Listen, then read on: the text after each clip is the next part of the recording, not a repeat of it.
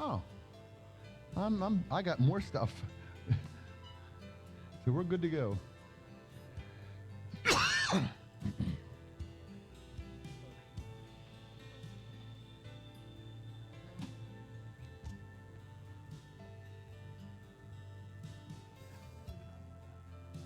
Should we test this? We had joy, we had fun, we had seasons in the sun.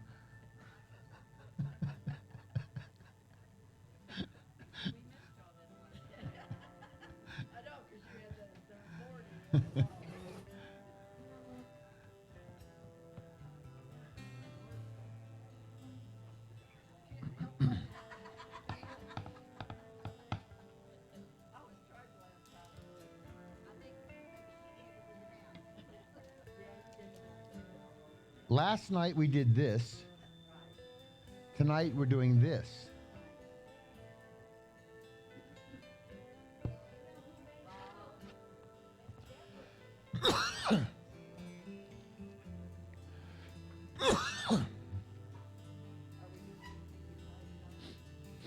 Probably not. Well, we're going to talk about one of my mission things, if there's time at the end.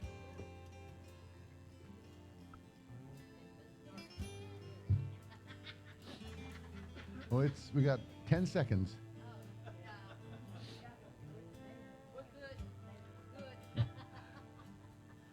Tonight, Zion. Friday night is going to be the Genesis 49, the blessings. Jacob's over his son. Yes. And then Saturday is Elisha. My goodness. Oh, look at that.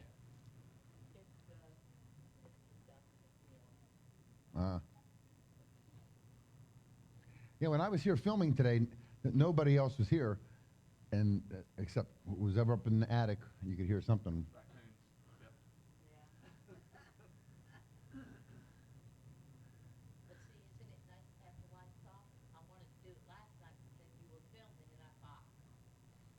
Yeah, it was these fluorescents. That's what caused all the glare. Yeah.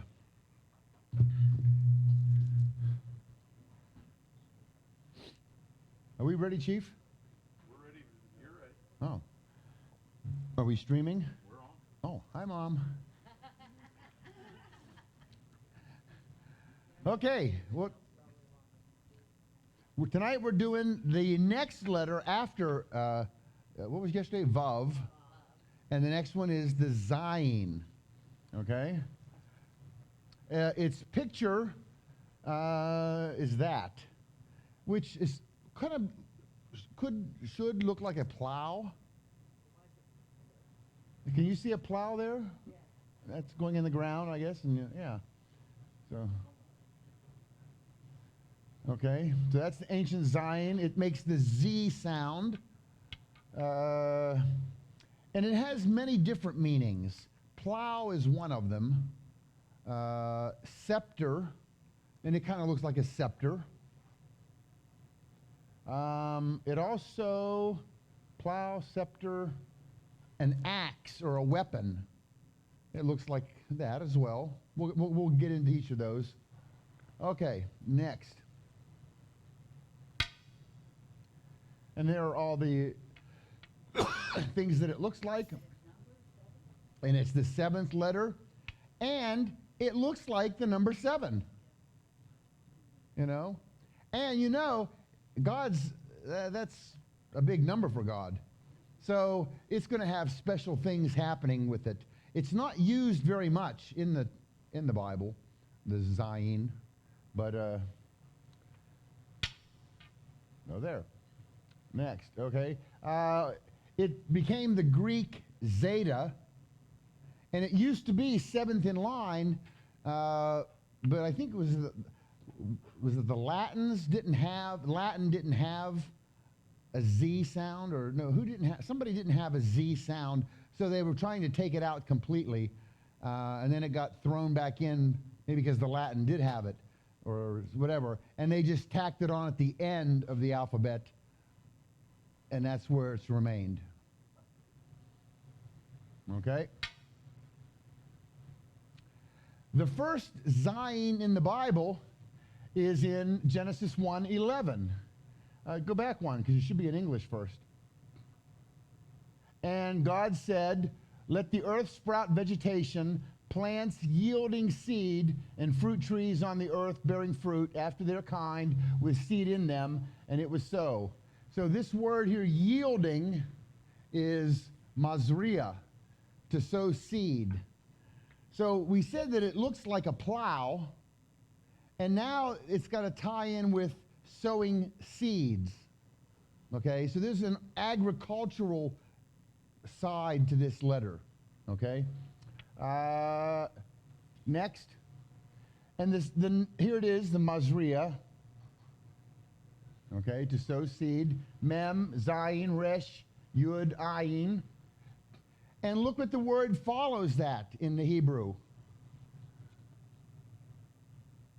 Notice, let's go to the next one. It begins also with a zayin. So there's the first instance, and here's the second instance. And that word is zerah, seed.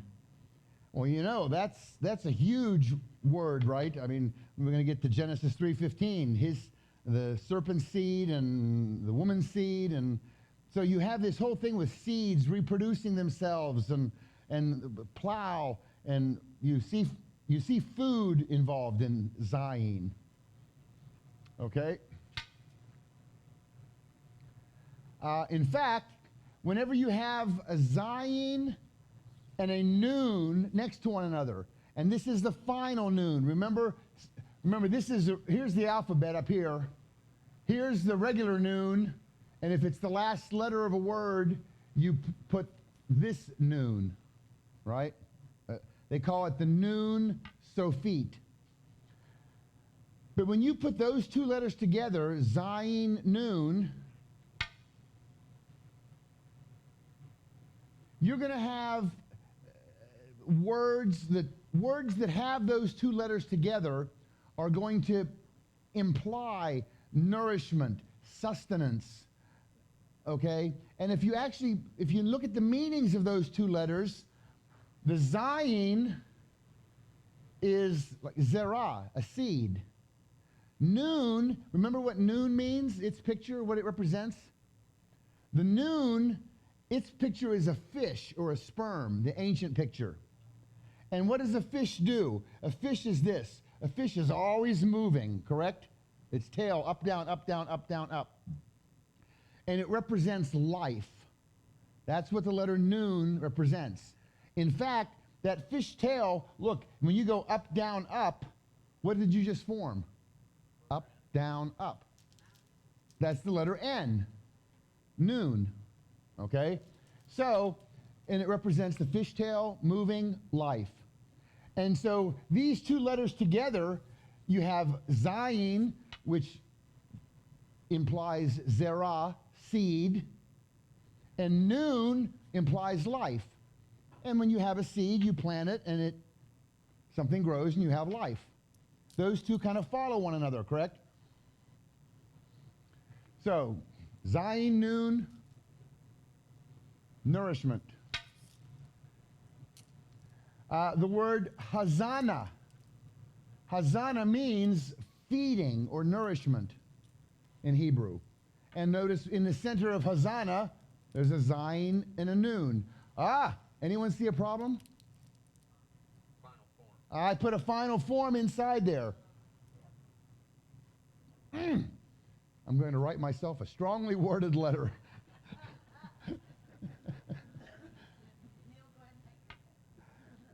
Well, I originally didn't put the haze on it and make it hazana, and when I did, I forgot to change the noon. But good that you picked that out. Okay, so that's the word for nourishment or feeding. The word for food in Hebrew is mazon. Notice it has a zayin and a noon, a final form noon. you will notice, or I've noticed, every Hebrew word boils down to a 2-letter root word. And if that root word, whatever it means, you'll see all these other words that come from that, and they all have something about that. Okay? What's a good example is, John, it starts with a mem too, so that's water, takes water to the sea to make it. it does. Which 2 letters is it? The resh dalet, rod, or rad. Rad, anything with resh dalet implies going down. So you have Jared. Remember Jared, the guy who used to come? Jared means shall come down. The river Jordan, it has an R and a D in it. That Jordan means to flow down. So you'll see many, if you know the 2-letter root words, what their meanings are, you can figure out kind of what words mean because of those.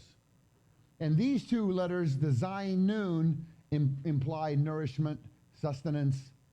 Okay? Next. Food. And we have something called the Birkat HaMazon. And I think we do this, he did it today before we ate. It's the blessing of the food. Okay? Birkat, baraka. Baraka is to bless. Okay? And I think we've talked about this before. You know, there's 2 branches of kind of thought. There's the Greek thinking and Hebrew thinking. And they think differently. Hebrew thinking, it's very hands-on example. My friend told me the example. He wouldn't say, it's a warm day. He would say, the sun is very hot on my face. That's how a Jew would word the sentence. Because it's something you can feel and touch and know. Versus the Greek thinking is, it's a warm day. That's a very relative term. You know, it's just not the same. So the word bless is kind of just what does bless even mean? That's a Greek concept. In the Hebrew, it has its official meaning. Does anybody remember what it was? I think we probably gave it on a previous talk years ago. I'll give you an example. Whenever Abraham sent his most trusted servant to go find a wife for Isaac, and he loads up 10 camels worth of gifts, and he goes to this well where he sees the woman, and he has the camels Baruch. Okay, so camels, and that word Baruch is we translate it as to bless. So the camels Baruch. But then we have a verse that says, Baruch the Lord, O my soul. So whatever those camels are doing, we're Baruching the Lord, and we're having the camels Baruch. And then we have also the Lord Baruch you and keep you. So you can be Baruched, we can Baruch the Lord, and camels can Baruch. So in Hebrew, it's just one word, and it's got to fit all 3 of those. We translate it as bless, which is still pretty vague, because bless the Lord, or oh my soul, and may the Lord bless you. But how do you, the camels, how do they bless? You know? So the actual concrete definition of Baruch is to kneel down in front of someone as to give them a gift. So now it makes sense. The camels are baruching. They're going to kneel down as to give a gift. And when we say, bless the Lord, we would be kneeling down and before him to give him a gift. And may the Lord baruch you. That's the one that blows your mind. May the Lord kneel down in front of you as if to give you a gift. I picture Jesus washing feet. You know, there's the bless. So it's neat to know the concrete Hebrew definitions of these things because they really drive home the meaning. Bless is such a vague thing, you know. Achoo, bless you. What? You know, it becomes generalized and means nothing. Okay, but you can see those letters, Bet, Resh, Kaf, Baruch. It has kind of the theme in it, you know. All right, next. And the Jews would oftentimes, not oftentimes, every week, they do this. They do the Birkat Hamazon on the Shabbat. You're blessing the food. And they often bless it after they eat as well. They have a blessing. And notice the Shabbat is the seventh day. So it's going to tie in with Zayin. Okay, it is 7. Next. And on the Shabbat, the Jews eat certain foods. One thing that they're for sure going to have is wine, okay, which is in Hebrew, yayin. It's spelled yud, yud, nun. And we know yud is 10, nun is 50. The word yayin adds up to 70. 70 is 7 plus 0, which boils down to 7. It's a food that's tied to 7, and it's eaten on the 7th day, the Shabbat. Next, they're going to eat challah. Challah is the bread, which is kind of woven like a braid and hair braid, okay? Challah is spelled Het Lamed Hey, which is 8, 30, and 5, adds up to 43. 4 and 3, 7. Next, they're going to have dog. The Chinese Jews for sure. Ba-dum-bum. Fish. That's right. I bought a book. It was 101 Ways to Walk Your Dog. It was a Chinese cookbook.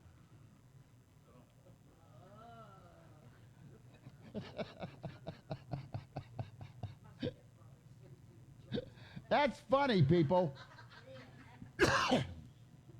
Dog is fish. It's a dalet and a gimel. 4 and 3, 7. Notice that all the foods that they eat all boil down to 7. Next, you're going to have soup, which is merach. It's a mem resh kuf. 100, 240 is 340. 3 and 4 and 0 add up to 7. Next, they have meat, basar.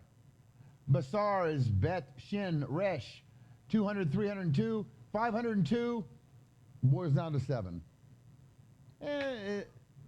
It's a God incidence, okay?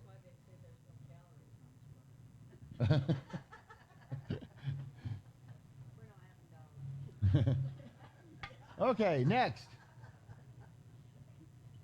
And next.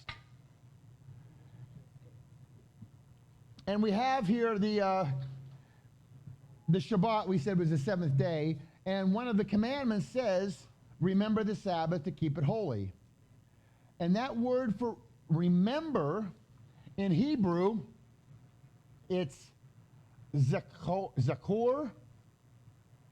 And notice I have a big R, but it should be that's the big R for remember, but it's the first word of the first letter of the verse. This word here means remember. And it begins with a zayin. Yes. I don't know if you ever noticed, but in the word Shabbat, A, B, Oh, yeah. Mamma mia. I see Abba.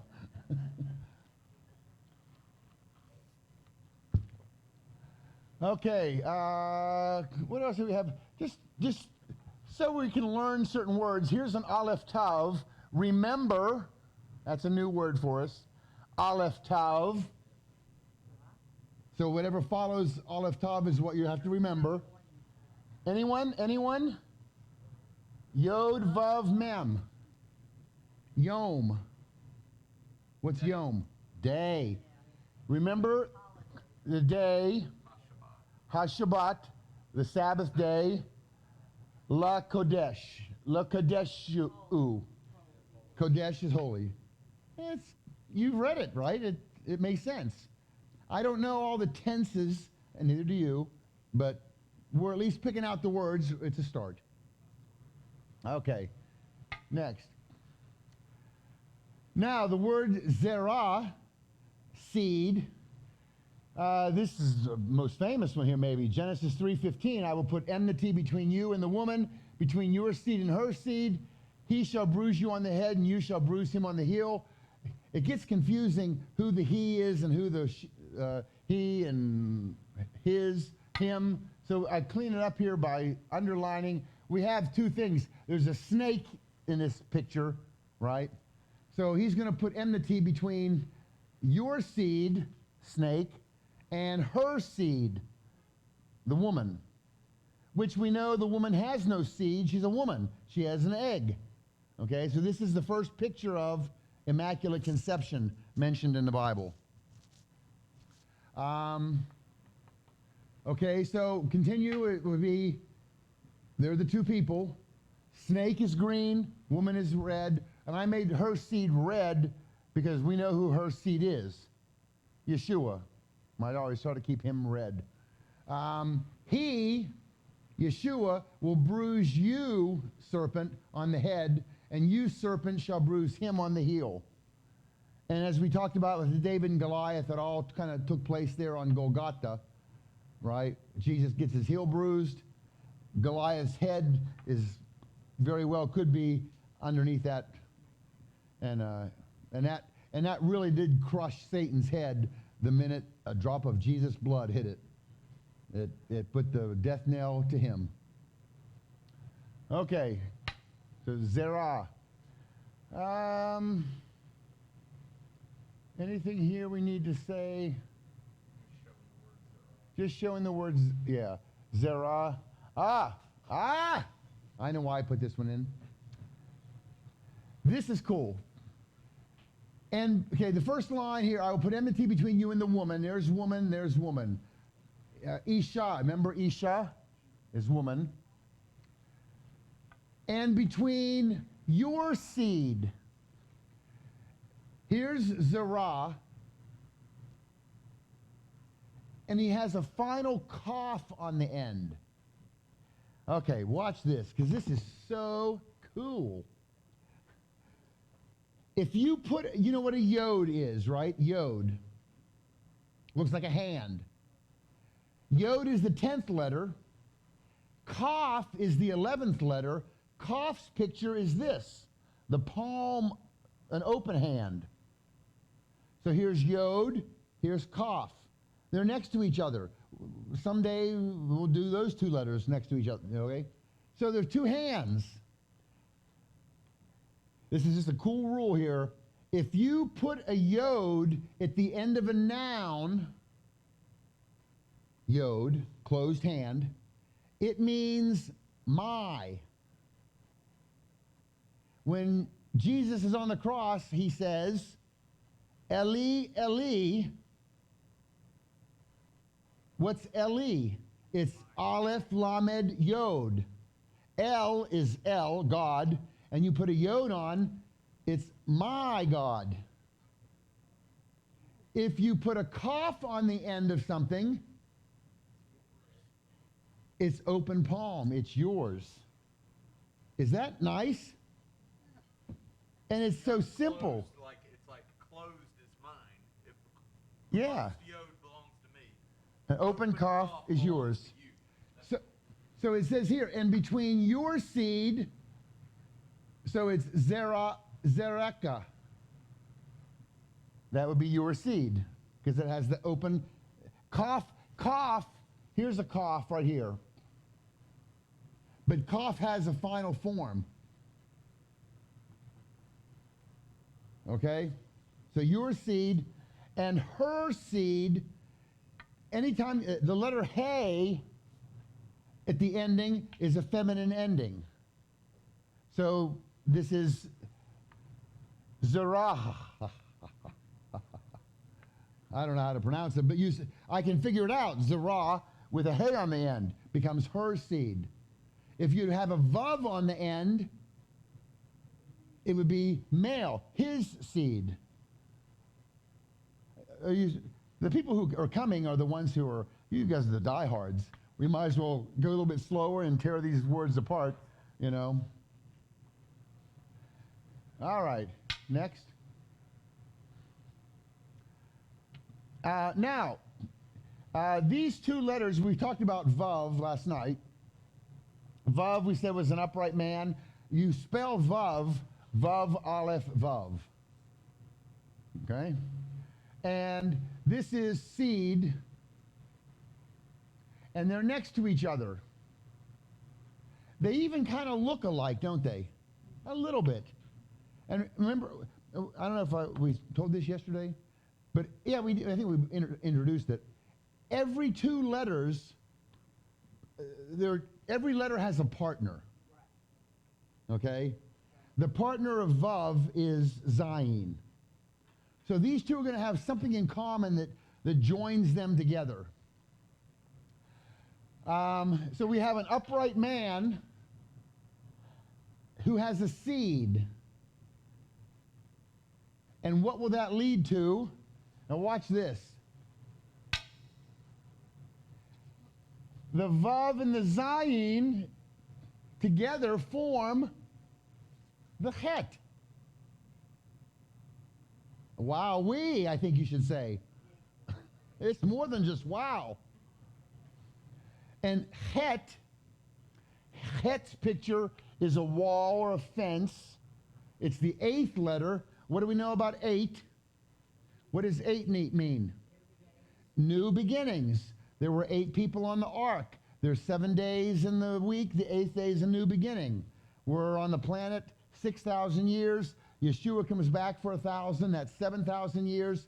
And then eternity begins the 8,000 years. So a new beginning. It also is the Het also represents the word when you're toasting. What do the Jews say? L'chaim. Chaim is, what's Chaim? Life. You put an L in front of it. L prefix means to. L'chaim, to life. Whenever God formed Adam, Eve's not even around yet, he breathed into Adam's nostrils Chaim. And notice Chaim is plural. It ends in Yud Mem. Okay? Which is interesting, because when he pulled Eve out of Adam's side, he did not breathe anything into Eve's nostrils. So how did she get life? Well, it's because he breathed Chaim, plural, into Adam. How many? Billions and billions, maybe. You know, you got a piece of it. You got a piece of it. Okay? All right, next. So it's just showing you how the Het is actually a Vav and a Zayin together. Next.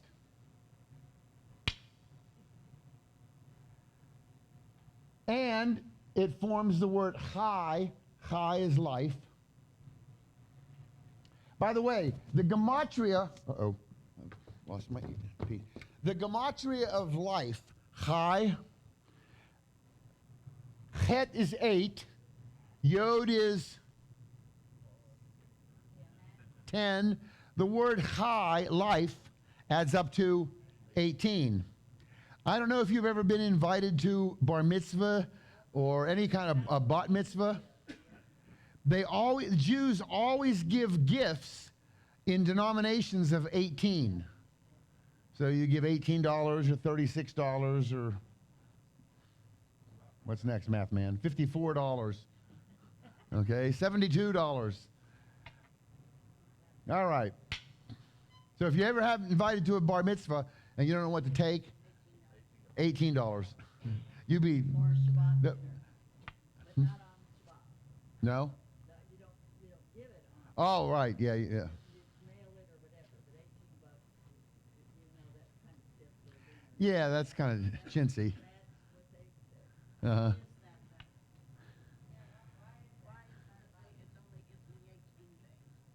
Why what? Why is 18? It represents life. You're celebrating their life and giving them 18 denominations of 18 because Chai adds up to 18, the gematria. Yeah, that'll be $18 for the explanation.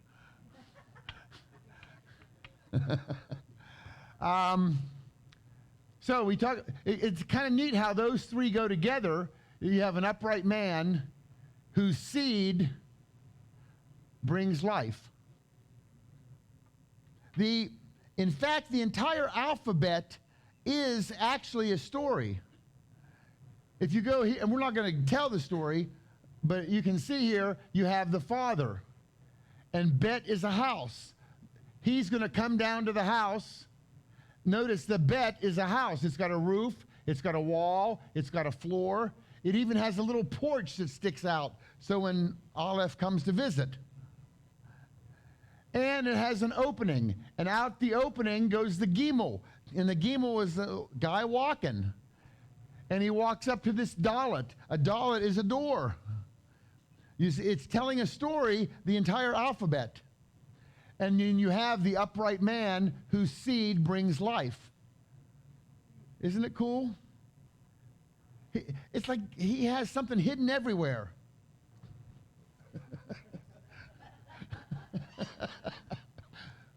All right.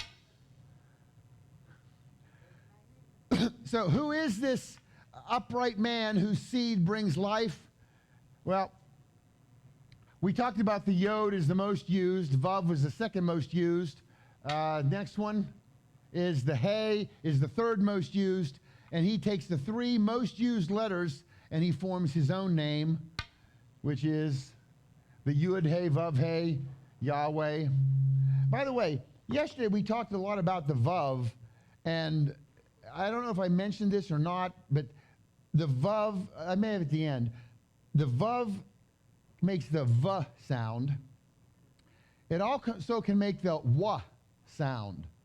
It can be a W or a V. Okay? Now, that's why you sometimes hear people say Yud Hey Vav Hey. How do you pronounce this? Yah Ho Va. If you put a V in it, it's Yehovah. If you pronounce the Vav as a V. If you pronounce the Vav as a W, it would be Yahweh. Okay? It's not Jehovah ever. Okay? And there are just different sects of Jews who pronounce things differently. And this one says, we're absolutely right, and they're absolutely wrong, and the other one says the same thing. And, I don't know who to believe. Okay? And they don't either. That's exactly right. That's what I've discovered. And, there's a whole other group. The whole group that, the letter Tav. Oh, go back one or two, just till we get an alphabet. Here. Okay, here. The last letter is a Tav, right? There's a whole group of Jews who, anytime a word ends in Tav, they pronounce it as S. And unless you know that, you think you know a little bit of Hebrew and you're trying to pay attention and you're like, I don't know what they're saying. I don't recognize one word. It's because they're pronouncing it differently. I'll give you examples. You ever hear of a bris? What is a bris? That's the circumcision, right? Well, it's a brit. Brit is covenant. B-R-I-T. And why don't they say a Brit? No, they say bris. Because it's that denomination, that sect that says it. Okay? And you'll hear them on Shabbat. I say Shabbat Shalom. They say Good Shabbos. They're pronouncing Shabbat, and they're saying Shabbos. These are just little things that help put the pieces together that you know that these are going on. And so if you're doing any study and listening on YouTube video or whatever, you'll catch what they're doing. And I wonder if they're doing it. They're supposed to be the light of the world, you know, and spread this, but they have all these super secret, just we do it this way, and they don't really share it with us, you know. And then they, well, you just don't understand. You need to learn Hebrew. That's what they, and then they walk away, and they don't have to argue or talk. Okay, next, and next. And that Yud Hey Vav Hey, I must say it every talk, but it's just so neat to see that the hand reveals, the nail reveals. Who's that? You know. Okay. And Yeshua, that's who it is. That's the hand reveals, the nail reveals. And I think these next slides we already saw yesterday. Remember, he's at the right hand of God. Everybody here? Was everybody here yesterday? Okay, so we already saw this one. There's the Yud, the Shin, the Vav, and the Ayin. So he's actually sitting at the right hand of God.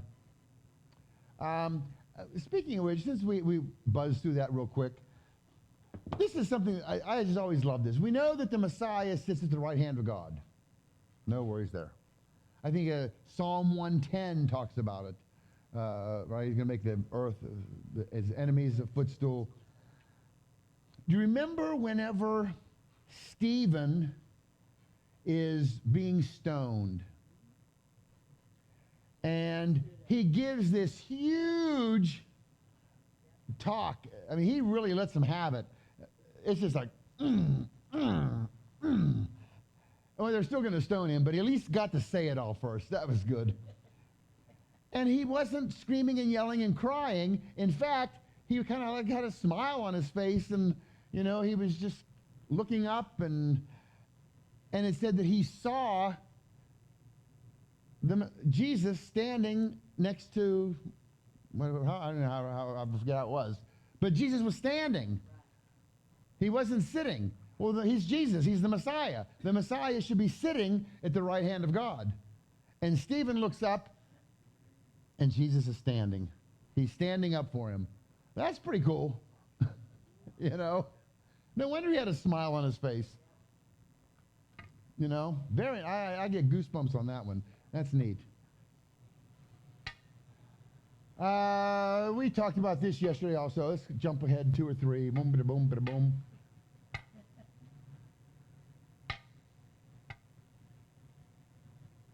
Okay, we're back to this. Now, Zion also, besides the whole food nourishment theme, you also have it meaning an axe. Garzen is the Hebrew word for an axe. It can also represent a weapon, a sword, the Zion. So now you think, well, that's strange. Zion represents food, but it also represents weapon. Why? Those are two completely different things. But if you know, a lot of times wars do happen over food, right? We have to sometimes fight for our food. Okay?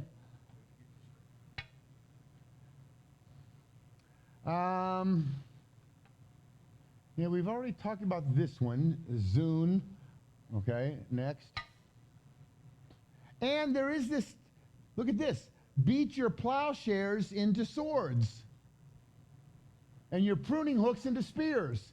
Well, there it's connecting those two concepts, isn't it? The plowing and the food and the war implements. And here, that's in Joel, where you're going plowshare to sword. And in Micah, He will judge. Uh-oh. Look, that should be blue, and that should be blue. Because that's how I do it. It's Old Testament verse. Old Testament. Little things like that, you know? That's why you're so good. So Because every you Old pick on the details. Yeah. every Old Testament verse is supposed to be blue. The number. That's what I'm saying. The number in the Old Testament. Yes, and all my New Testaments are red. And you tied it to the Mhm. symbols, the Star of David. And the Star of David, it's the same color blue. And the cross if it's New Testament. Details. And this number is always 2 font points smaller than the text. So you have to go in and hand do each one of them. You know how long it takes to make one of these slides? Do you have any idea? No, I've gotten pretty quick at it, actually. But he will judge between many peoples and render decisions for mighty, distant nations. Then they will hammer their swords into plowshares and their spears into pruning hooks. So it's going back. So you see there is a tie-in here between food and war instruments. All right. Next. Here's another one. If you put a yod in the Zayin Noon, and you got to be careful here because you can get into the F word real quick here. Yeah. First of all, just that word right there is what the Jews use for penis. Okay? It's a sword. All right? And it also ties in with seed and life, right? Because it all just kind of fits together. And depending on what, if you put a prefix letter on it, it becomes extremely vulgar Hebrew, meaning to do what you're not supposed to do unless you're married. Okay.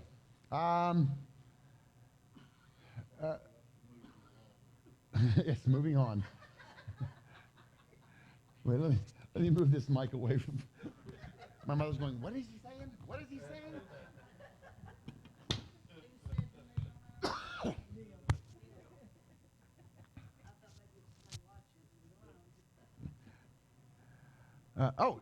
Next.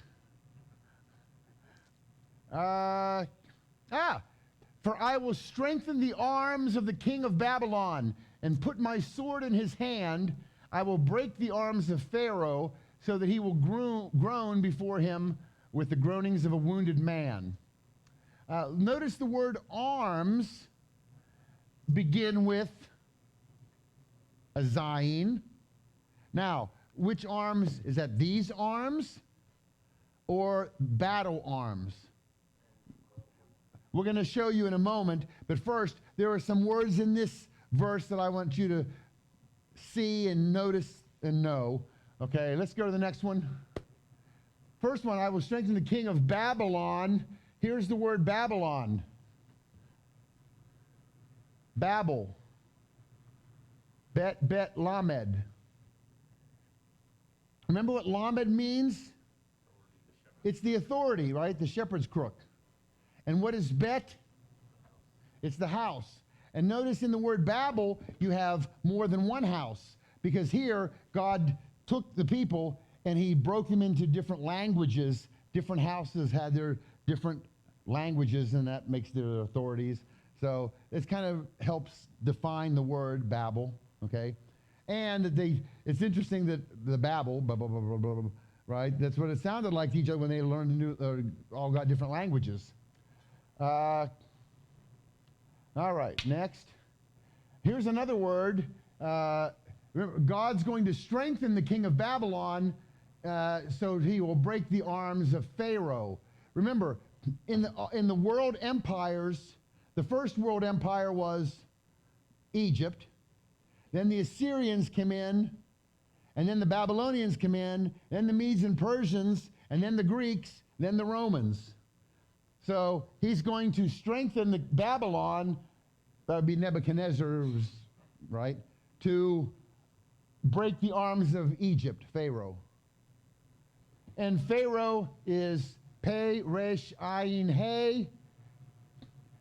The reason I even brought this one up, because it's kind of cool, if you take these two letters, the purple ones, that's the word Pe.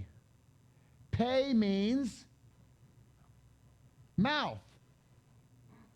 And in the middle you have Resh Ayin, which is the word Ra, which is the word evil. So it's Pharaoh is the mouth of evil. It's kind of clever. Well, why don't you write that down? You write down so many stupid things I say, and this one you're just sitting there shaking your head. Jeez.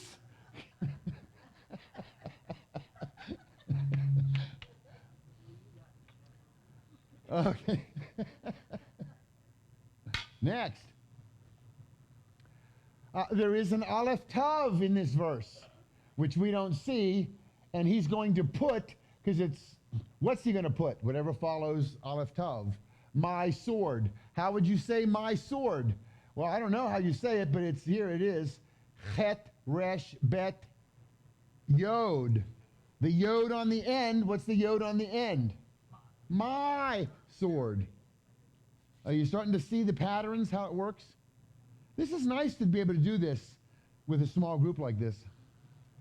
Okay, next. Now, here's the word for arms, and here's the word for seeds. Seeds is zerah, and then it's oat. You know, remember, if you pluralize a word, we've always been putting yud mem on the end, correct? That only works for masculine words. Feminine words, and Hebrew has masculine and feminine. Feminine words pluralize differently. They pluralize with the tav, or the vav tav. Okay? So seed is a feminine word. And arm is a feminine word. But notice, they're very similar, aren't they? So when you're talking about arms, it can be these arms, and it can also be battle arms. Okay? It's the same, we work the same. And seeds, again, we're tying food to battles. Interesting that God puts those two together. And look which one he uses here. I will strengthen the seeds of the king of Babel, which that I thought was odd. I have nothing else to add to that, so I don't know why it's odd, but it is interesting that he used that one and not that one. Okay? All right. He's saying it'll strengthen almost like the sons of The descendants of Babylon, who were going to destroy the descendants, the seeds of Pharaoh. Yeah, that's it. That's what I was thinking. I know you've talked about this most times you're here, but I don't want to pass, if there might be some who are not, how almost always following the Aleph Tav is a term that is known for Yeshua. I mean, you know, it all, Ah, it's points to the direct object. right. And it's almost always a term that, like, you know, we've got this name on, my sword is on our wall over here. Yeah. And it's almost, it'll often mention my shepherd, or, you know, Mm-hmm. but it almost always does that, Yeah. which is amazing. The Aleph Tav really points to God on the cross, Yeshua, first and last. All right, next. Now here we have, then Jesse said to David, his son, take your brothers an ephah of roasted grain and these 10 loaves and run to the camp to your brothers. The word lechem is bread. You know this, right? David's from Bethlehem, house of bread. I had friends who went to Bethlehem. They had friends there they were staying with. And they said, we went out for a walk one night. And they were walking along, and there's Boaz. Oh, wait. That was you guys just telling me this 5 minutes ago. Never mind. You're sitting back again. Boy, that sounds familiar.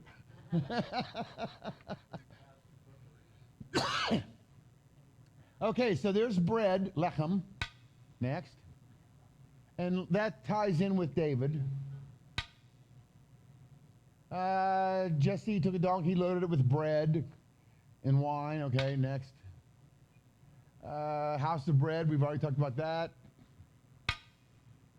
And here's David in Nabal. He came and asked for bread. I almost took that one out. By the way, for some reason, whenever I transferred from a different file in, all the brown and orange turned green. And I had to go, I spent an afternoon going through, and I obviously missed one or two here. That I had to go back and change them, because David, I never make him green. And David's associated with bread. Remember, he went to Elimelech, the priest, and he only had the show bread, and he ate that, the bread. Okay, next. Next. Okay, the father sends his son to check on his brothers. We've already talked about that. Here's another father sends. This is almost like a different show here. Yeah, it's last night. Yeah, next. Yeah, we'll be out of here early.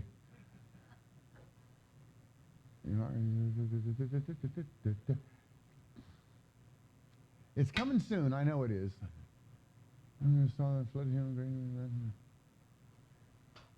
Okay, this is Goliath's coming, right? Who's going to take care of this uncircumcised Philistine? There's something big coming, I promise you. Next, this is the whole... I must have copied a big chunk of it and forgot to erase some of them. When the words which David spoke were heard, they were told to Saul. David said to Saul, let no man's heart fail on account of him.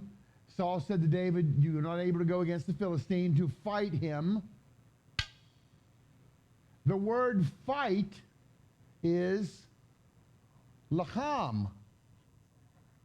It's spelled exactly the same as lechem.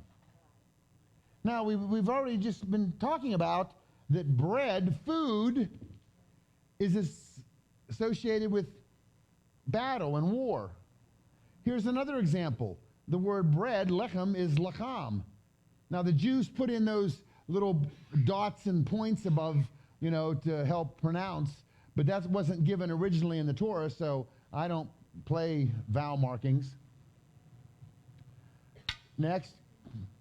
And Saul is associated with lacham. David is associated with lechem. Kind of interesting. One was, remember, David was after God's own heart.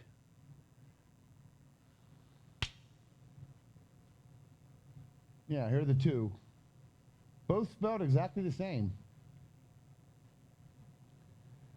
And I think there's another point to be made here. That's just kind of the same slide there. Okay, next. Saul, yeah, we got it. Are you going backwards and just playing with my brain? Because it's working. Here's the word for war in Hebrew.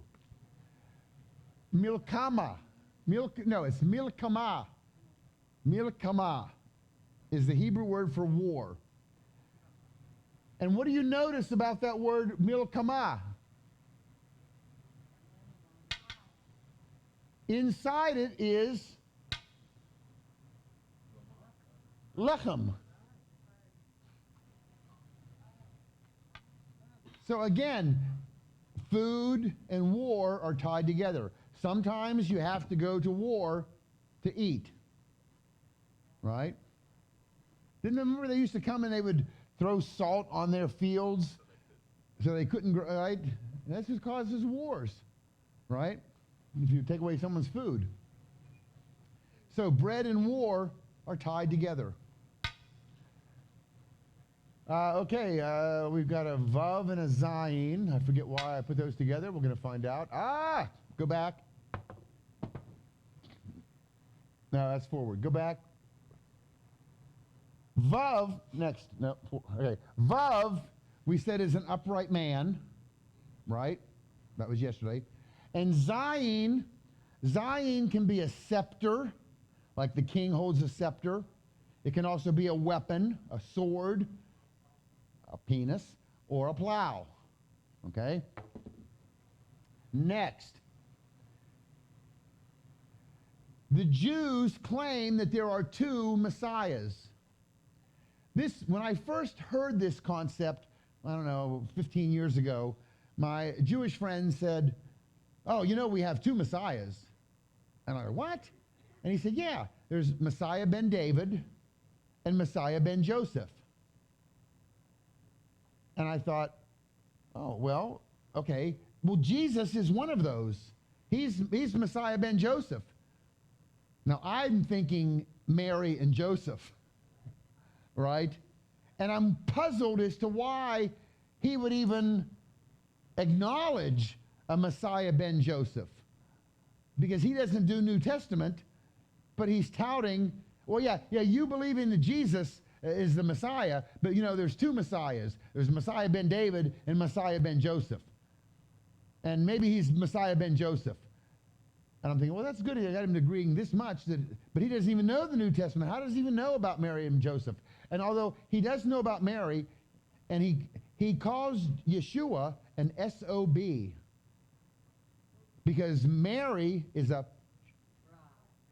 and he is not shy about calling her every whore name he can think of. Because her baby, in his thinking and teaching, has caused all this headache and torture and punishment for the Jews for 2,000 years. So there's no love lost between Mary and the Jews. Well, it took me a while, a couple weeks, to realize, he's not talking about Mary and Joseph. He's talking about Joseph, the son who was sold into slavery.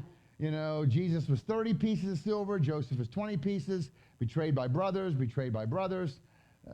raises up to number 2, actually goes to death. And Joseph didn't go to death, but he was in the pits of the prison, And then you had the bread and the wine, the baker and the wine bearer. Okay, so one lived, one didn't. You have two people on the cross. One lived, one didn't, with Jesus. I mean, the parallels. I realize what he's saying, and that this Messiah there's going to be a Messiah who comes, who is the suffering servant, who's going to be beaten and whipped and all this bad stuff. And then there's a completely different Messiah who's going to come and rule and reign in Jerusalem. So that was just interesting that they have this concept. Okay, now for that, we have one of them is Mashiach ben Yosef, Mashiach ben David. Suffering servant, we read about in Psalm 22, my God, why have you forsaken me? They cast lots for my garments, right? And Isaiah 53, this one, right? Like being led like a lamb to the slaughter, and etc. And then in Isaiah 11 and Psalm 72, you've got the King of Kings and Lord of Lords, and, the Messiah is going to be ruling and reigning. So they just think it's two different guys. And Roby has actually said, I think Yeshua, he was Messiah ben Joseph. Well, that's cool that's a start. He got him, and I've also got him to hear him say, 99.9999999999999% Jesus is Messiah. But he's not God. Yeah. Missed it by that much. It is interesting, like you've got, the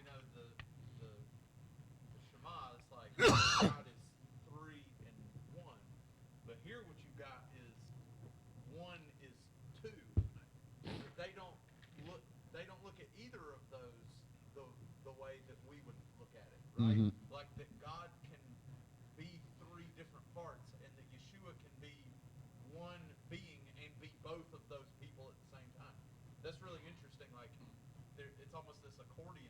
Uh-huh. It's weird.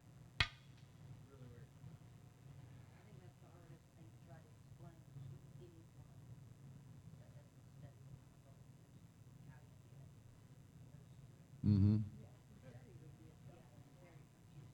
Yeah. And you know, I watch a lot of the TV preachers and YouTube preachers, not TV preachers, I don't watch TV, but YouTube preachers and things I read, and they all try to give examples of the Trinity. They'll use the egg example. You know, the egg is a shell, it has a yolk, and it has the white.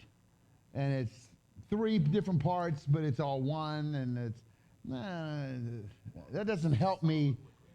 Yeah, it doesn't really help me see God. The best one that I've heard is the sun up in the sky. The actual sun is God the Father. Because you really can't look at the sun. You can't see the actual sun. And that's God the Father. Then the rays, you do see the rays. This is the sun, S-O-N. This is Jesus. And you feel the heat and the warmth and the wind that it causes. That's the Spirit. So that's kind of a, I can, there's three different things, and they, yeah, one you can see, one you can't, one you can feel. Yeah, but you're not going to get any analogy that actually gets it. So, I'm going to tell you, every letter has a partner, and these two partners are going to go together and, okay. Well, I contend that these two letters, this is a Vav. Vav, remember, was an upright man. Who, if you remember the letter Aleph, what is the next slide? Okay, you can leave that there. Remember the Aleph? There was a yod on top, God's hand, and there was a yod down below, man's hand, and the two couldn't reach. And what you needed was an upright man who would humble himself, and that formed the Aleph. So you need an upright man who will humble himself. Well, that's what this is. This is the Vav. This is the Messiah ben Yosef, the suffering servant. Just a man who will humble himself. And this one is Messiah ben David with the scepter. You see? And together they form the Chet and give life, new life. Upright man, nail, sword, and this one is the sword or the seed or the scepter. All of them. Jesus is the seed that he talks about in Genesis 3:15. He's the sword he talks about. From his mouth comes a sharp sword, so that with it he may strike down the nations and rule with a rod of iron.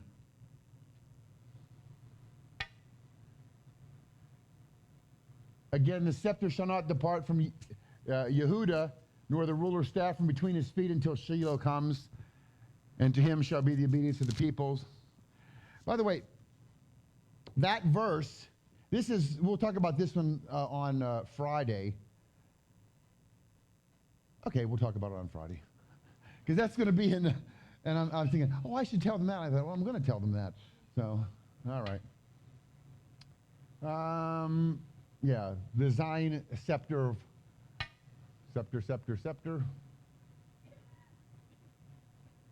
Okay. Both of those point to Yeshua, don't they?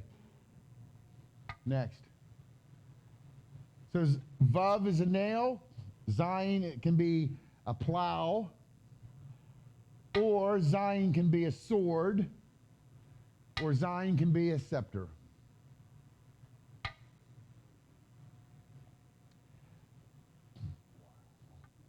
Now, what the Jews haven't thought of is what's next.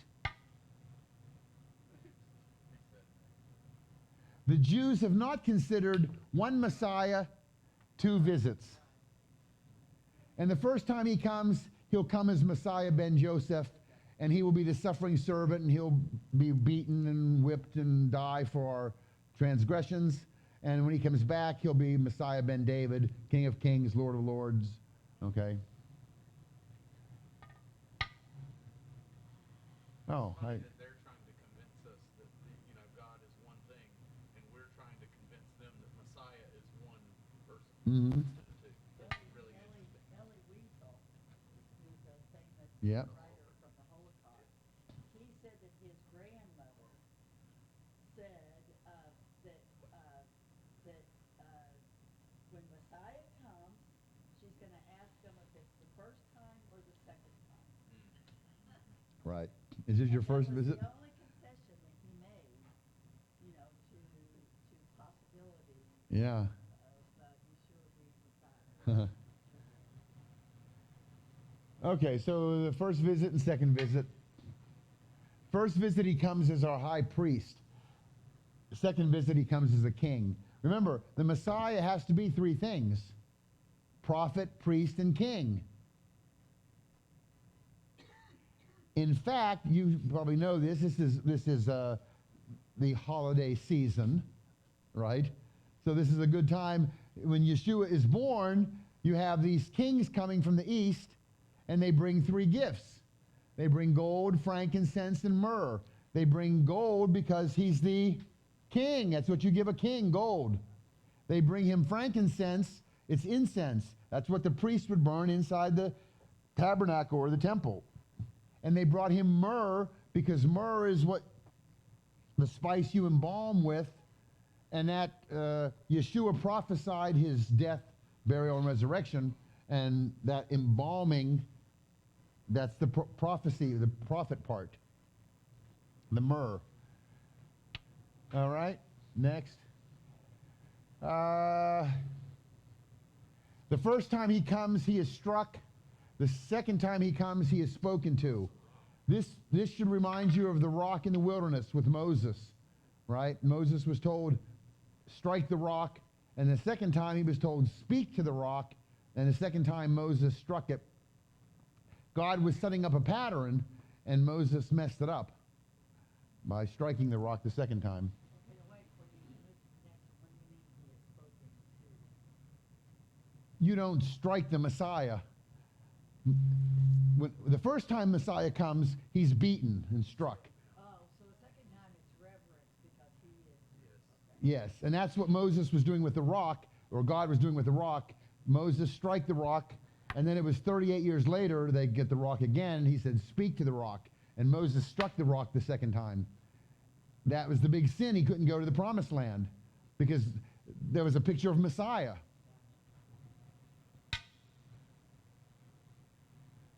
What's this? Oh, yeah, remember this. Remember, okay. And here's that word again for remember.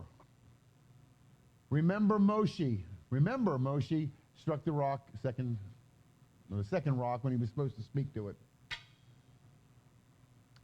Malachi 4:4 says, remember the law of Moses my servant, which I commanded him in Horeb for all the Israel, and even the statutes and ordinances. I just wanted to show you that remember begins with a zayin, and that is an enlarged zayin. Okay?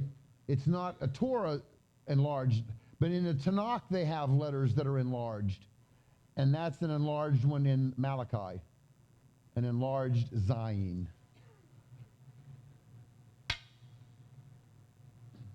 Now, those, the little zayins, they look like little crowns, little scepters, right? And if you see some Jewish writing, they will put these little crowns on like very formal Jewish fonts, where they put these little caps on them. Have you noticed that ever? Okay, if you're looking at really decorative Jewish writing. And only certain letters get them, okay? They are the Sha'atnas gets letters. Now, where did they come up with Sha'atna gets? It's the letters that get the letters. It's the Shin gets it, the Ayin, the Tet gets it. Not every letter gets it. The Nun, the Zayin, the Gimel, and the Tzadi. It's like a Roy G. Biv. But only certain letters get these crowns, okay?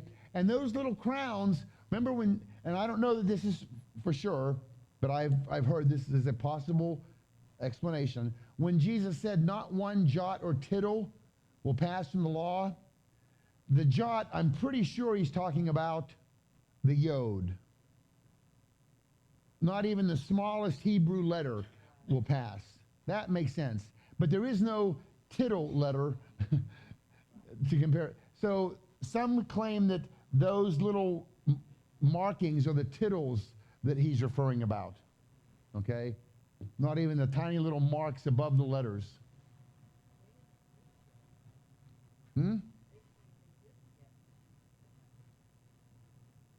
Okay, so forget what I just said. Yeah. Remember what I just said? He was foretelling. Remember with a big Zayin. Next. And, you know, I've kind of gone through and the first 10 letters of the alphabet in Hebrew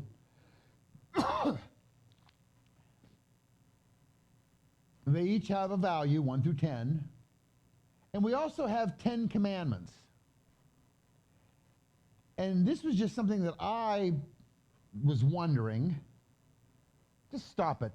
You are already ahead of me on this one. I'm surprised he's not laughing.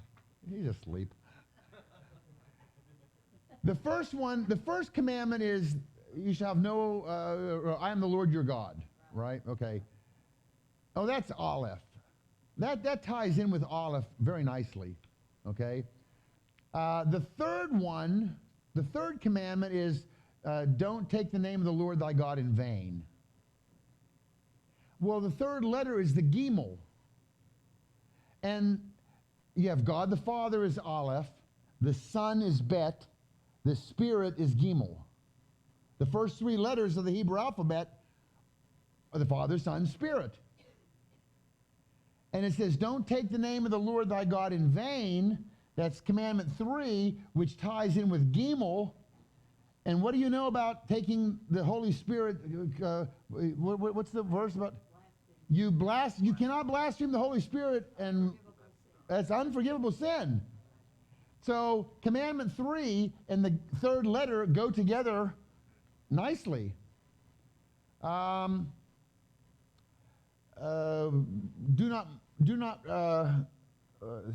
is do not murder, and that would be the vav, the nail. 8 is het, and that's do not steal, and het is a wall which keeps you from stealing. 9 is tet. Tet is a coiled snake. And it says, don't lie, don't bear false witness. And Satan is the lying, dirty, no good, rotten. Okay? 10 is don't covet. Yod. Mine.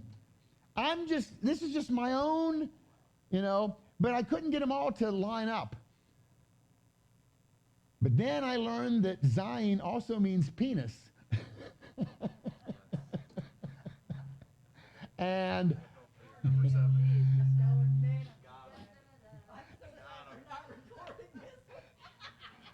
I'm not recording it. We're live streaming it. They're watching this on the space station. For what it's worth, we just got a lot of new subscribers to the feed. But it is interesting that does kind of line up with don't commit adultery. We've been wondering how to get them to come in. This might work. It does. Okay, so it is what it is. And this might be the end. Is it the end?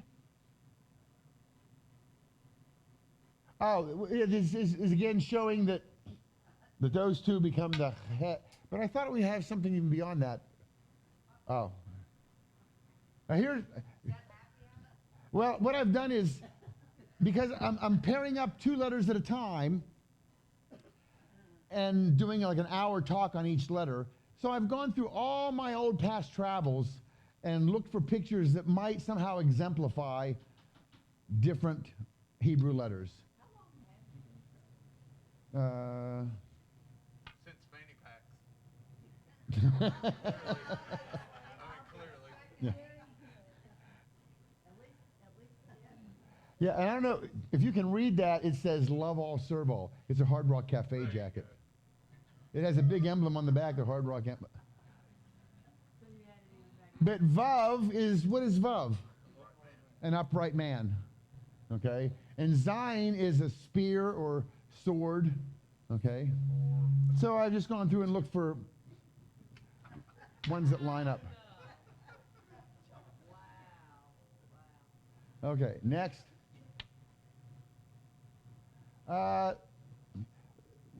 Next is Tet. We're not going to do it, but right tonight. But go ahead, or just a couple.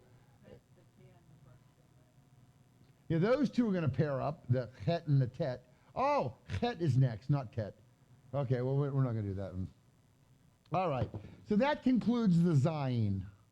All right, for fun, let me come over here. This is just letting you know.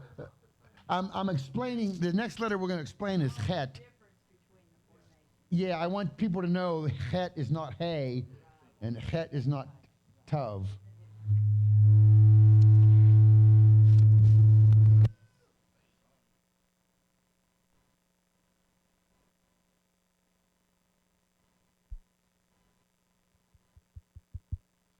So YouTube viewers, we might be getting a little bonus content here, so just hang in here while we do some slide transitioning. Sorry for the pregnant pause, but if you've been listening to the river, you are very used to things like that by now.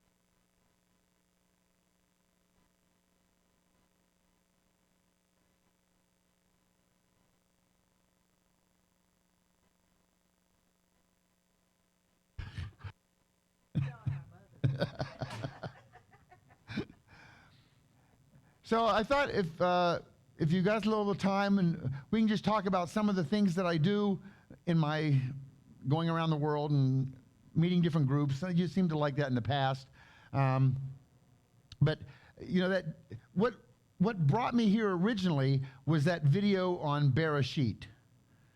I made a little video and he watched it and brought it here, and so that one seems to really attract people.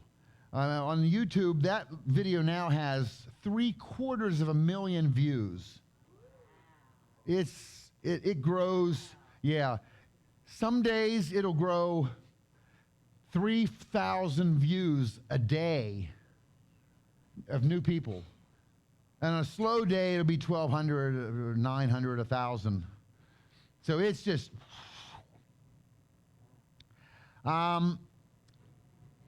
And then somebody said, oh man, I would love for you to do that in Bengali, because Bengali, we can reach 500 million people in India, Bangladesh, and that whole area. Go back one slide and see what's in a couple slides before. Go back a couple more. Right there. Go forward 2. One more. There we go. So I flew to India, or actually I flew the Bangladeshis to someplace, Indonesia, I think we met.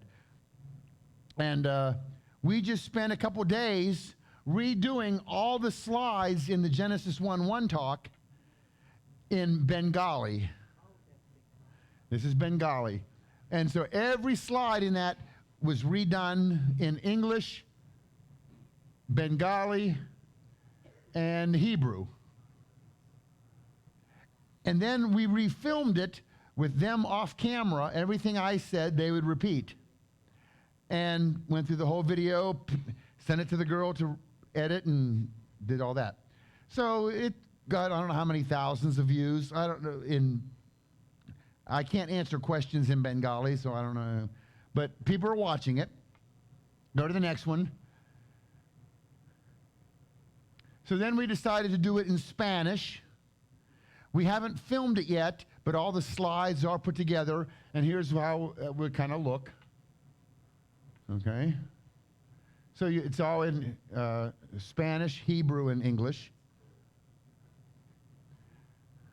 Back. Okay, is that the next one? Go back. Back. Back.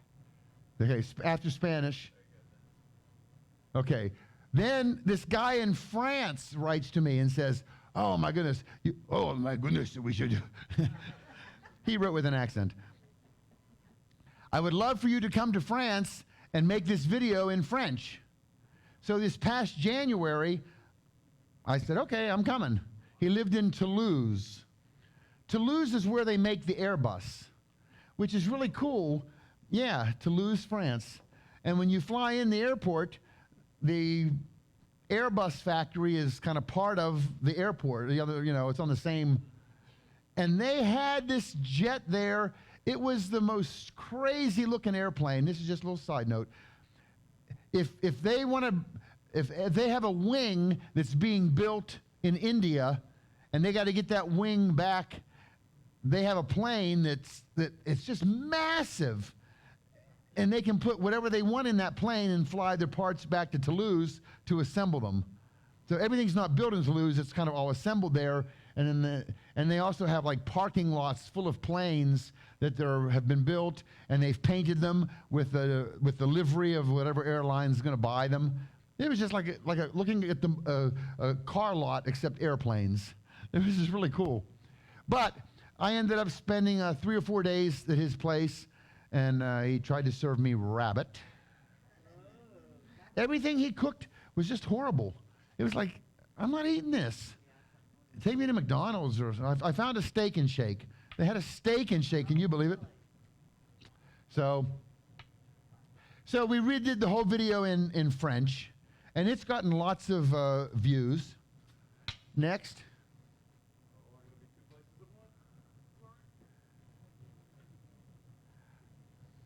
Okay, any idea what language this one is? This is Finnish. Some guy in Finland, he wrote to me and said, oh, we watch your videos and we would love to make this in Finnish. And so he said, I'm going to hook you up with my sister, and we back and forth on the email. We haven't filmed it yet. In fact,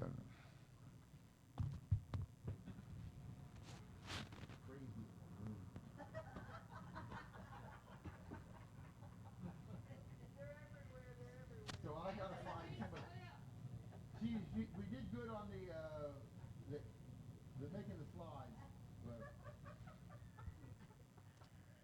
and he even called me afterward and said, I think my sister's crazy. I said, she is, and you wanted me to go stay with her. People are trying to adjust their things right now. All right. I doubt that she's. But anyway, that's finished. So we got the whole talk ready to go in Finnish. Next. Arabic. And we've actually filmed a couple, it's probably more than an hour in Arabic. Yeah, I remember last year you were getting ready. That's what I was here to say last Uh-huh. And a guy from Egypt does all the translating, and it's funny. Whenever I will take my video, whoever I am, and I have Muslim friends who are Arabic. One is in Haarlem, which is outside of Amsterdam, and they have a shawarma shop. And one guy's from Iraq, one guy's from Egypt, one guy's from Syria, and they've been there forever. It's the Holy Land shawarma. And the owner's Jewish. Haarlem. Mm-hmm. Yeah. I took Mohammed, my Israeli Muslim friend, to Amsterdam. We didn't go to we went to Haarlem. And I said, come on, I'm going to take you to this shawarma shop, figuring this would be cool because he's Israeli Muslim, Arab. He can speak with these Arabs and find out stuff. And it's kind of interesting. They kind of look down on him like, you traitor, you're living in Israel. You're living with the enemy. And he's like, I don't want to live anywhere else. He'd love to live in America, but of the 57 Muslim countries, he don't want to be in any of them. He's quite happy being in Israel with his good job and his nice car and his... which is, yeah. And he's got a passport that can get him a lot of places. It can't get him to all his Muslim brothers' countries. They don't want him because he's got an Israeli passport. But he can't help he was born there, you know. And he can't go to Dubai. He can't go to Saudi. He can't go to all these places to visit his brothers, so-called Arab brothers. So I take... what he does is he also has a Jordanian passport. They somehow get a dual passport. So depending on where they want to go, they can use whichever passport. Yeah. So I'm in Haarlem, and I go to the shawarma shop, and I said, Samar, watch this. And I open up my computer, and I had it all ready to go, hit the button, and my video starts. And the slides are coming up in Arabic. And within just seconds, he said, who is this Egyptian? I said, how do you know he's Egyptian? You can tell he's Egyptian. And he can place, just like we can, you're from Georgia or you're from, they can tell immediately which part they're from. But, so we did it in Arabic. Next. Is there next? And we did it in Chinese. We haven't filmed it yet. A guy in Singapore, a Chinese man, wrote to me and said, I would love to do your video in Chinese. So I was flying through, and I said, well, listen, I'm going to be there 3 days in 2 months. Let's meet. And he sat and did all the things, and he would send them to me. He would just send me what is length, and then I put them in and make them the right color and the font and the size. And now I tried to find somebody in Houston. I had a Chinese neighbor who is a Chinese, what do you call it? Translator, interpreter, just what she gets paid to do. So I said, let's go to lunch. She and her husband came. I said, I'm going to see if maybe do a favor for me and we can. And so I started to explain what I wanted to do. And so I started to go through the actual talk. There's no way. She has no idea who Jesus is. You have to find somebody not only who speaks English and who speaks their language, but is also a strong, sturdy Christian who can interpret nuances that are in the story. So For instance, I had a Jewish friend who read the Gospels, and the miracles, for instance, he did magic. Magic. So it would be the same way with a non-believer, the way that they would interpret, yeah. things might be off. Yeah, so I bought her lunch, but then that was, it's not going to work. Next. Next. And we got a few minutes here. I showed you how I've gone back and looked for pictures of old trips that signify the letters of the Hebrew alphabet. And I have all 22 of them right here in a row. And it might be fun just to see if you get the connections. Yeah. And that is the garden tomb, and that's right up above. They have a tree that is that. Okay? And this, that's the mechanical bull at Gillies, which Aleph is the head of an ox. And I thought it was kind of clever that this was your life in 1986, and this is your life in 2018. It kind of fit. Next.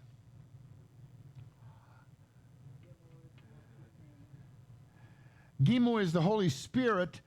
It's also a camel. It's also a man walking. Okay?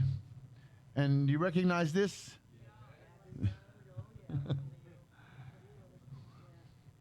And I even did the barefoot Paul McCartney with the suit and the cigarette and the whole thing here. And Bet is a house or a tent.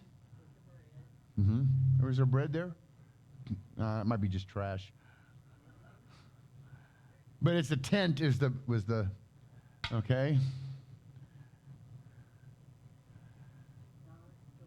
There's a door, and that's the Anne Frank house in Amsterdam. Hay is falling water. It's just the Frank Lloyd Wright house. I don't know if you know it.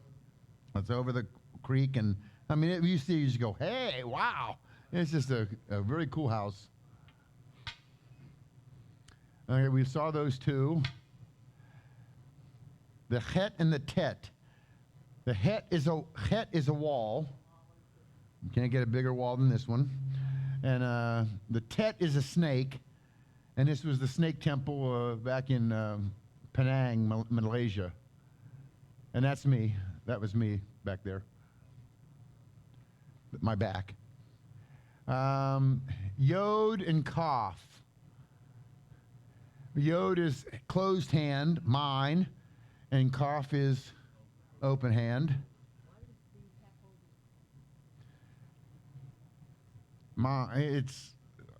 He's the policeman and he's arresting me. Because we were waiting for a plane or something, and we had a couple hours to kill, and there was a police station there, and I was doing card tricks for them, and they wanted me to tell them how I did the card trick, and I wouldn't do it. And so he said, come on, get in there. And he put me in the jail until I tell him how to do the card trick. Yes. The Lamed, shepherd's crook. Mem is water.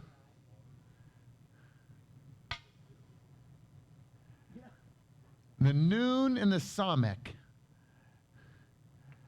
Noon is, we talk about noon, fish. And this is a place in India where you sit and you put your feet in these aquariums and little fish come and eat all the dead skin off of your feet. And you pay them $1 or something. It's the stupidest thing. Yeah, I was in their shop, but there's little fish in there eating. And Samek, it's round, circle. And this was from the Holocaust Museum, Yad Vashem. Next. Ayin and Pei. Ayin is I, but Ayin is also spring, where hot water, and there was a place in Namibia that's these thermal baths, and yeah. And I may have told you this, the word Ayin means I, but it also means spring. Remember I told you there's certain root words that everything comes out of. Well, these two are connected. It's the same word, ayin is eye, and ayin is spring. What do those two have in common? Water comes out of both of them, right? So in God's thinking, ayin, eye, and spring are the same, or of the same ilk. Okay, and this is me. This is my 9th grade math teacher. That's my nephew, and that's Jared, the one who used to. And his grandparents and my dad and mom, and we were on this trip. Pei, what is pei? Mouth. We talked about that with Pharaoh. Remember the mouth of evil? Okay. Mouth. Tzadi and Kuf. This one will be a little bit harder. Tzadi is righteous, and Kuf is holy.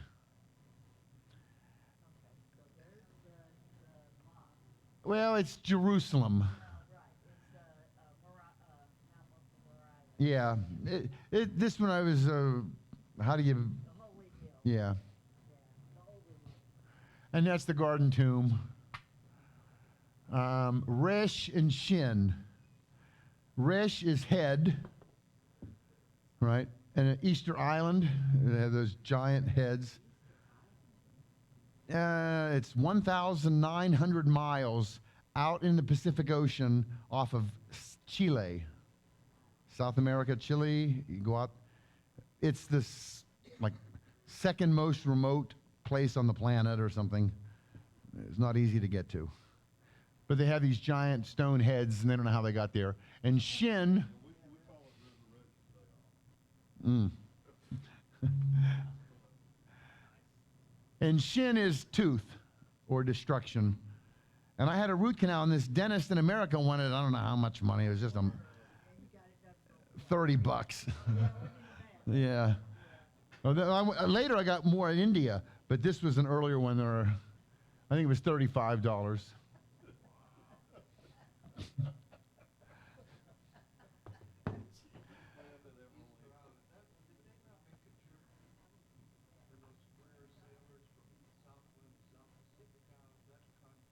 Kontik, yeah, that was, yeah. Thor Heyerdahl. Yeah. Uh-huh.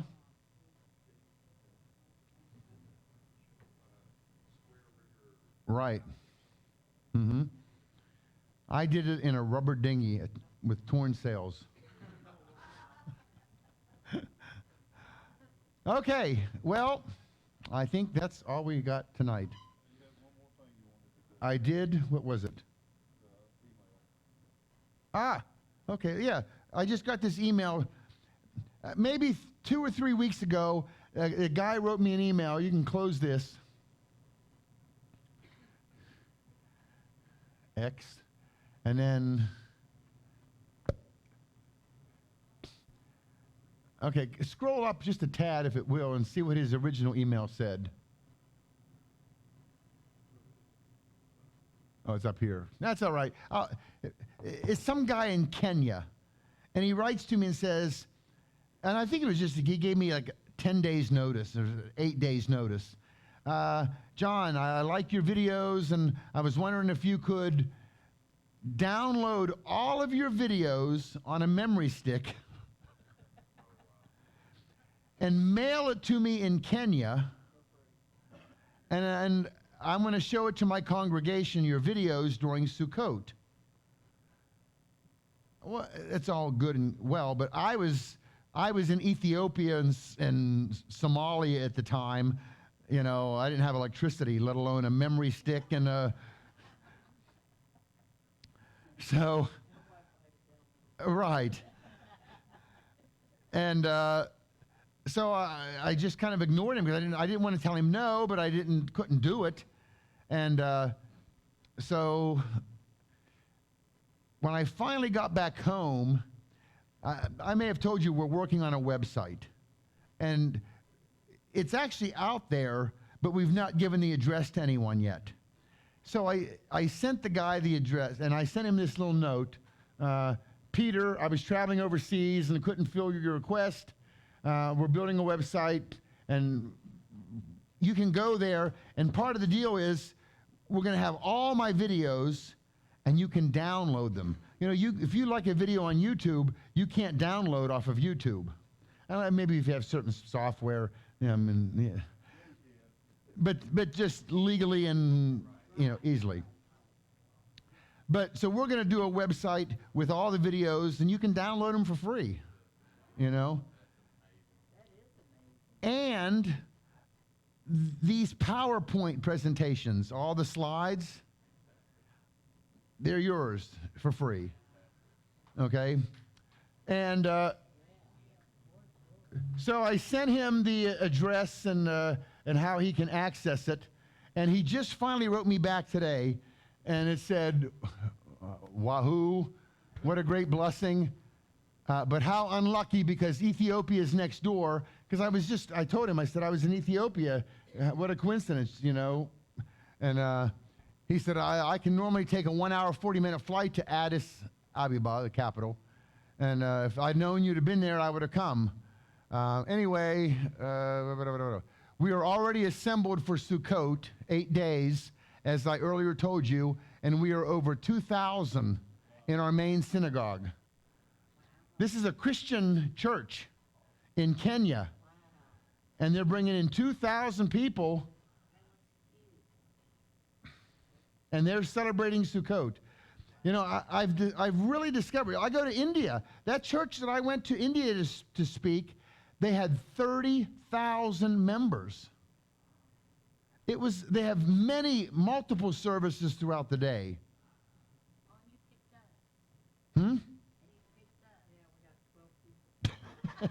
On a good night.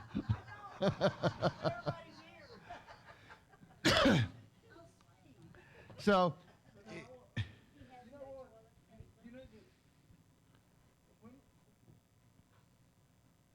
where was it? I was taking you back to the room yesterday, or picking you up, and this subject kind of came up. And I want you to tell them what you said to me. What'd I say? I don't remember. About we were the first people that ever asked you to speak. Yes, that is true. You were the first to recognize my genius.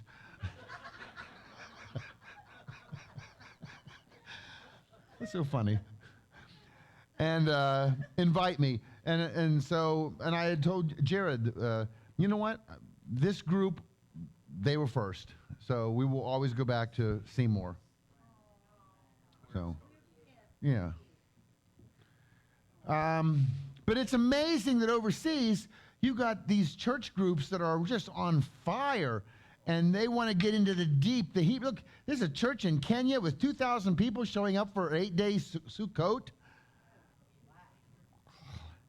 It's not Jewish. They're not Jewish, And we're always thinking, and I've heard people say, well, what kind of God? He's going to send all these people to hell in foreign countries who's never heard of him. I'm thinking, I've been overseas. Believe me, they've heard of him. They need to be sending missionaries to America. So anyway, I got that note, and I just thought that was just amazing. 2,000. I'm going to write to the guy and let him know, listen, I want to come to Kenya. I'll speak to your group. And so, wear a hat?